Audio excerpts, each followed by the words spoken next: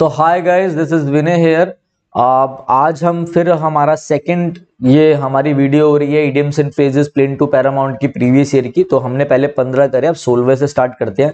कह रहा the reputed company is in the red due to recession. अब भाई रेड मतलब रेड कलर क्या दिखाता है आपको? कहीं पे भी रेड कलर होता है तो रेड कलर मतलब डेंजर, रेड कलर मतलब डेंजर, तो इन डेंजर खत्म हो गया। क्या समझना था इसमें?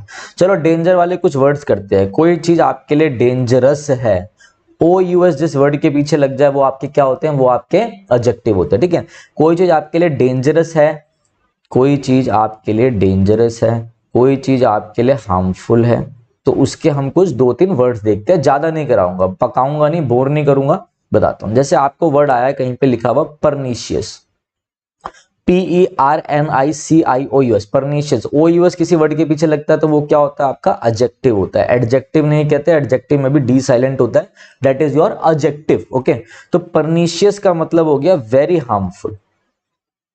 इसी का एक और वर्ड ले लो, प्रीकैरियस, PRECARIOUS, प्रीकैरियस मतलब भी हार्मफुल।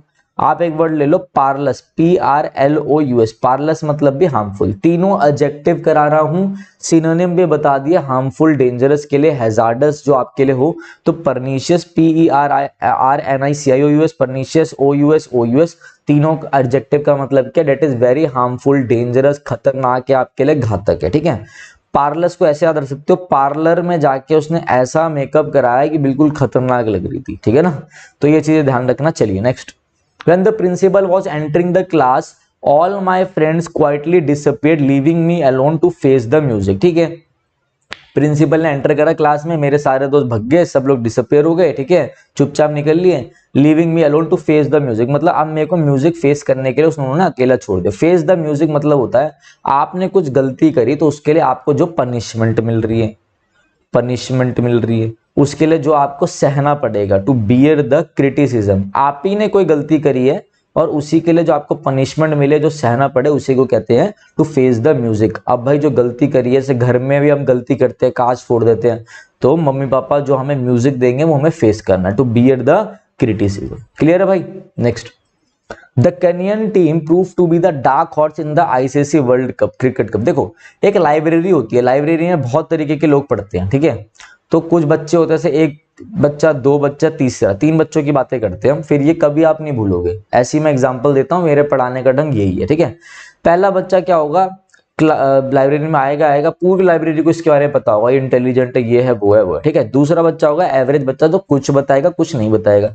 तीसरा होता है हमारी तरह, मतलब मैं सही बता रहा हूँ, छुपा रुस्तम, जो आएगा, हंसी मजाक करेगा और बिल्कुल पढ़ाई नहीं करेगा, वहां पर थोड़ा बहुत बस सेट वेट मारेगा और घर में खूब पढ़ेगा। ठीक है, तो उससे लोगों को एक्सपेक्टेशन नहीं होती, तो उसी को बोलते हैं डार्क हॉर्स, कि भाई ये क्लियर कर देगा, इससे एक्सपेक्टेशन नहीं होती।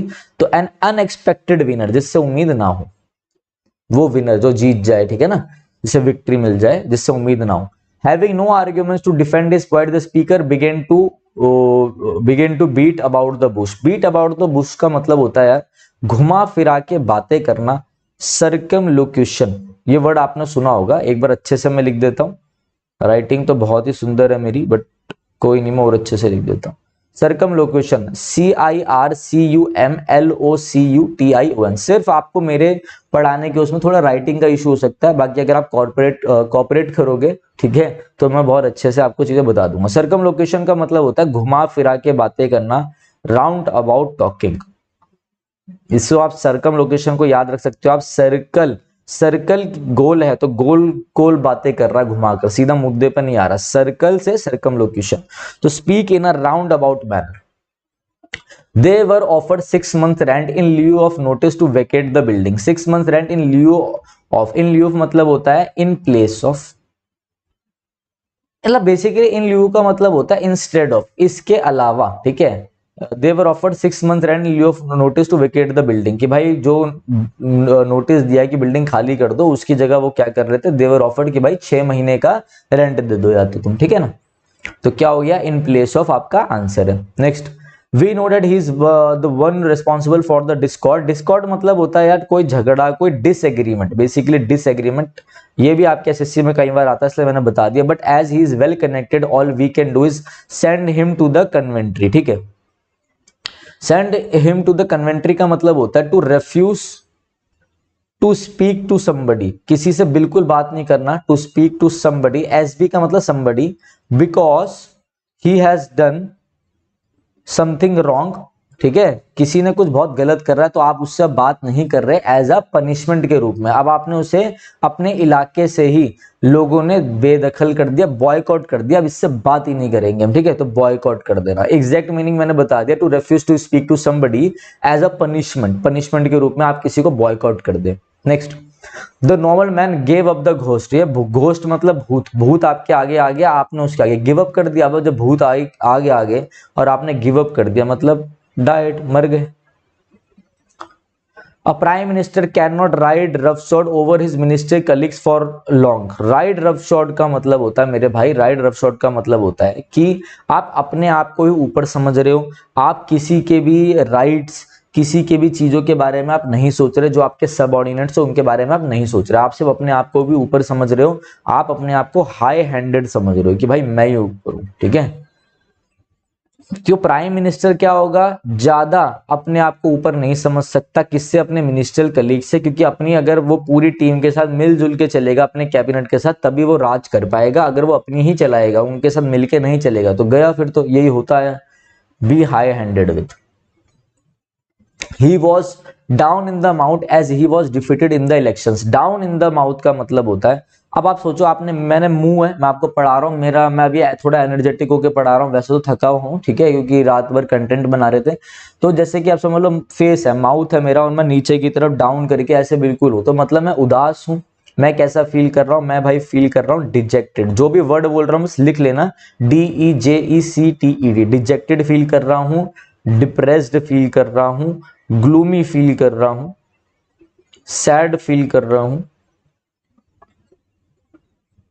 डेप्लोरेबल फील कर रहा हूं, DEPLORABLE, डोलफुल फील कर रहा हूं, डोलफुल DOLEFUL, बस इतना ही बता रहा हूं, ऐसे तो आप बोल सकते हो मॉर्नफुल, डोलफुल, डोलोरस, ठीक है ना, डोल बेसिकली डोल ही सैडनेस को दिखाता है, dole is the root word, but हम आगे आगे वोकैब को बढ़ाएंगे, एकदम से डर मत जाना, इतना सभी लिखवा दिया, मेरे से पढ़ो कैसे, बस एक ना पेज ले लो, A4 पेज, उसी में मैं आपको पूरे इडियम्स एंड फ्रेजेस करा दूंगा प्रिंट टू पैरामाउंट के, आप खुश हो जाओगे एकदम, वेरी डिप्रेस्ड, बस आपको मुझे खुश कैसे करना भाई, थोड़ा शेयर कर देना जिससे मैं भी इंस्पायर हूं, कमेंट कर देना।